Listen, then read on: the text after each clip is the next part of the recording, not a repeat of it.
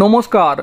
আরজিকরের ঘটনাতে কলকাতার পার্ক সার্কাস মেটিয়াবুরুজ এলাকার মুসলিম সম্প্রদায়ের জনগণ প্রতিবাদ জানিয়েছেন। এখন ঘটনা হচ্ছে বছর দুয়েক আগে হাওড়ার আমতা ছাত্রনেতা আনিস খানের রহস্যজনক মৃত্যু হয়। যে ঘটনাতে আনিস খানের বাবা সালিম খান জানান যে পশ্চিমবঙ্গ রাজ্য তৃণমূল কংগ্রেস সরকার এবং পুলিশ প্রশাসন ছাদ থেকে ফেলে তার ছেলেকে খুন করেছে।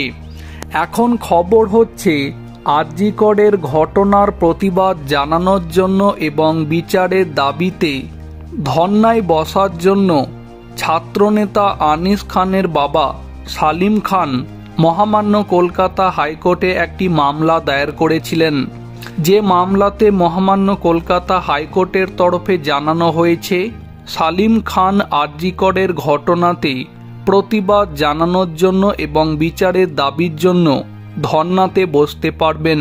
কিন্তু এখন প্রশ্ন হচ্ছে, সালিম খান আরজিকরের ঘটনাতে প্রতিবাদ জানাচ্ছেন, বিচারের দাবি জানাচ্ছেন, সব কিছুই ঠিক আছে, কিন্তু এই যে প্রায় আগামী বছর দেড়েক পরে যে আবারও পশ্চিমবঙ্গে 2026-এর বিধানসভা ভোট হবে, তখন এই সমস্ত কিছু ভুলে গিয়ে পশ্চিমবঙ্গে যদি বিজেপি ক্ষমতায় আসে তাহলে পশ্চিমবঙ্গ থেকে মুসলিমদেরকে বিজেপি তাড়িয়ে দেবে, এই রকম মিথ্যা ভয় পেয়ে তখন আবারও সালিম খানের মতো যে সমস্ত মুসলিম সম্প্রদায়ের জনগণ আছেন তারা আবারও মমতা সরকারকেই তখন ফের ভোট দেবেন না তো, এই প্রশ্নটাই করছেন প্রত্যেকে।